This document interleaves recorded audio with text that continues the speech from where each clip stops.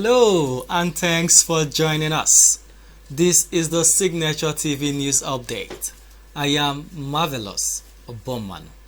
In the headlines, reactions as federal government reintroduce COVID-19 restriction. 16 governors hit Delta for Southern governors meeting on rising insecurity in the region. FCT minister bans sprayers on its grounds. And now the details. The Presidential Steering Committee (PSC) on COVID-19 on Monday gave new directives, including mass gatherings in public spaces restricted to 50 people. The government also directed that bars and nightclubs should remain closed. The nationwide curfew will be enforced until further notice. Some Nigerians are wondering what impact the lockdown would have in further containing the pandemic and the present economic and security challenges in the country. Signature TV correspondent Nasiru Usman got reactions of Nigerians.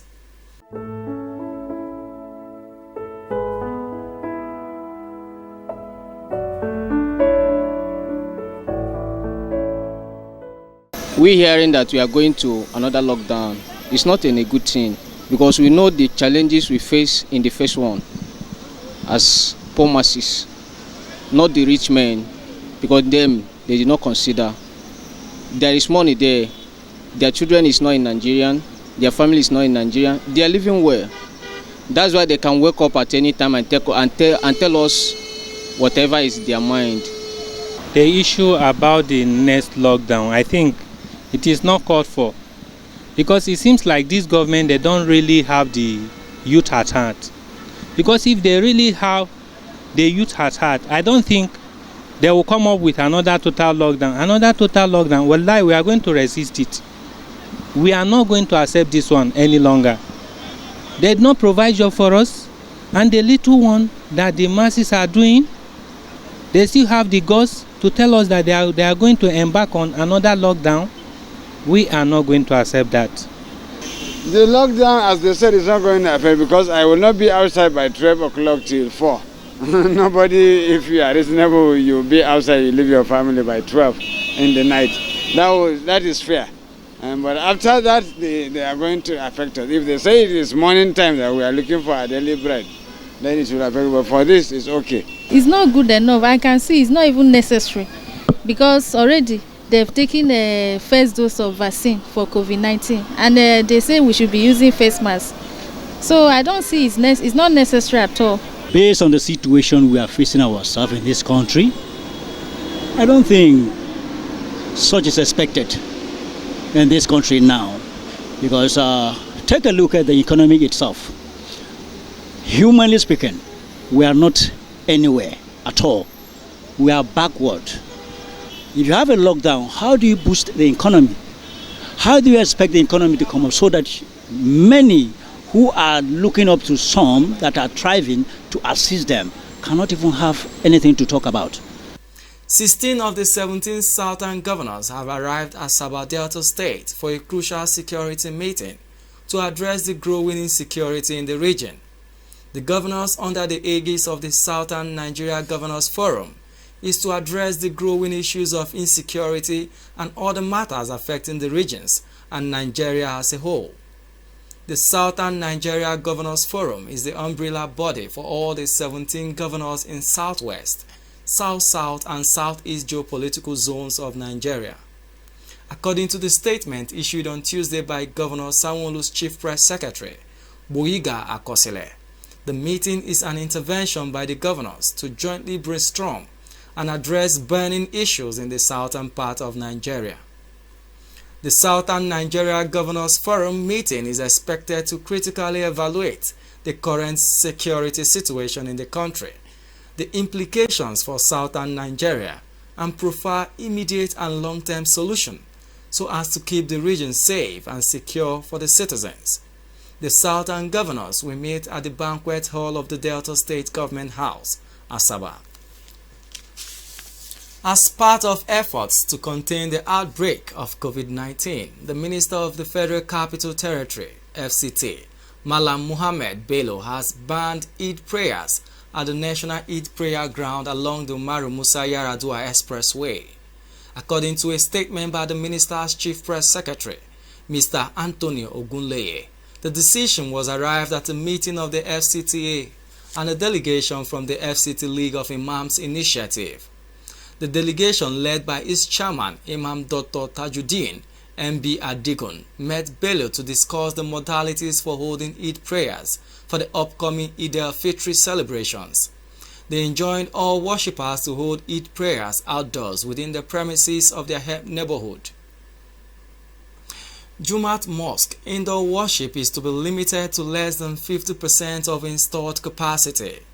The minister thanked the religious leaders for their cooperation in the battle against COVID-19, stressing that having gone through a first wave of the pandemic and a second wave that caused more fatalities, it was imperative to prevent a possible third wave, as it is being witnessed in some countries across the world. The Inter-Parties Advisory Council (IPAC) has welcomed the judgment of the Supreme Court on Friday, which upheld the Independent National Electoral Commission's power to deregister political parties.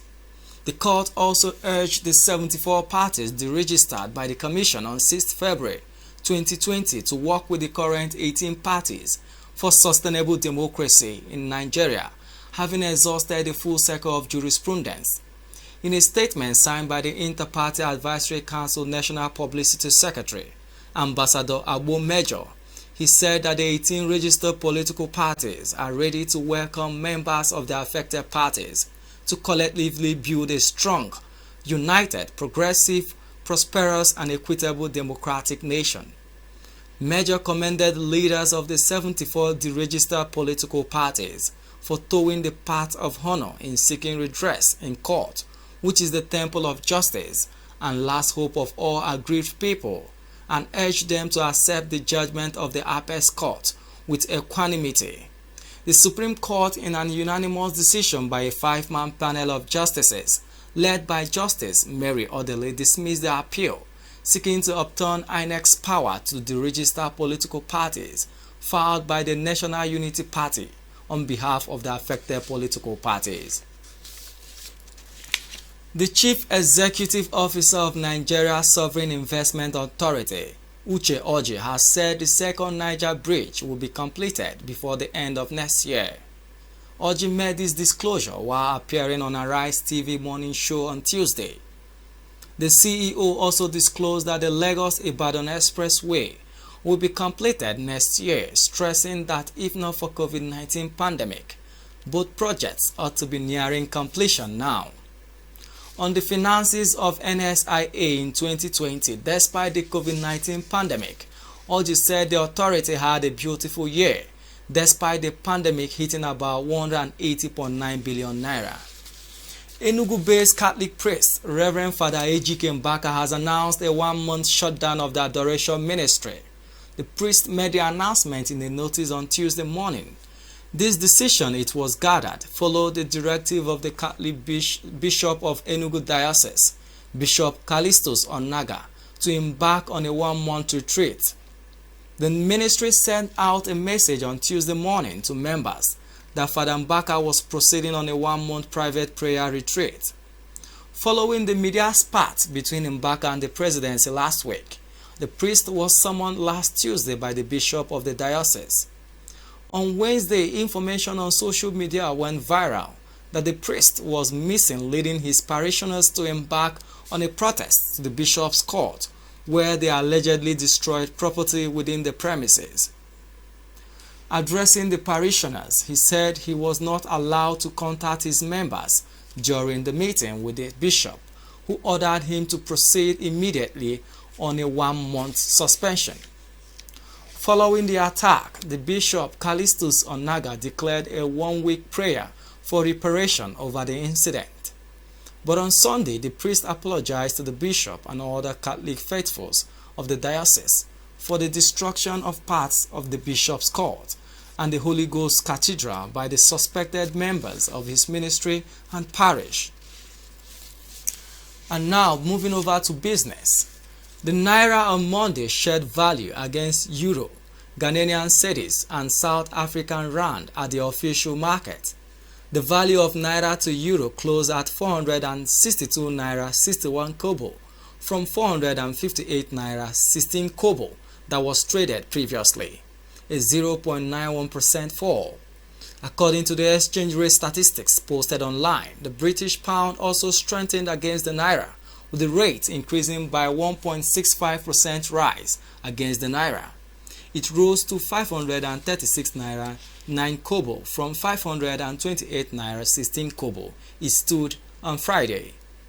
The Ghanaian cedi appreciated against the naira, standing at 26 naira 95 kobo, a 31 kobo fall in sell rate from 26 naira 65 kobo. Chinese yuan and Japanese yen sell rates also rose against the naira.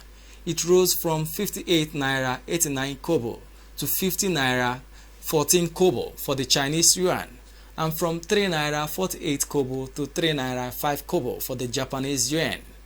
At the parallel market on Tuesday, the euro similarly strengthened against the naira by 0.17%. This was a rise from 580 naira it stood on Monday to 581 naira.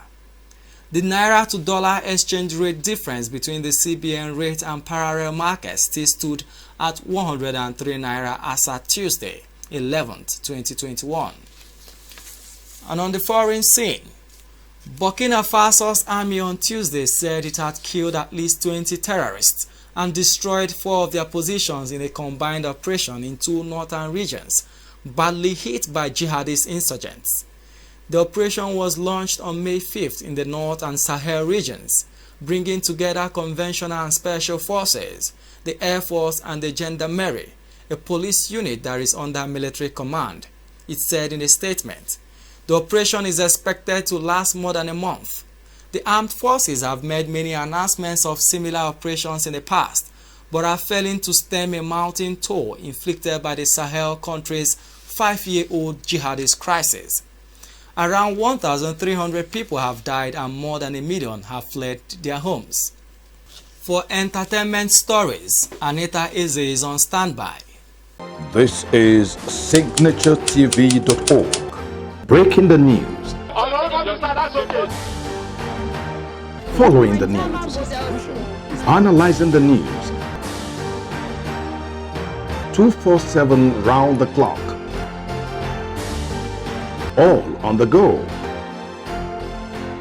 SignatureTV.org. News in your pocket. Hello and welcome to Entertainment News for this Tuesday.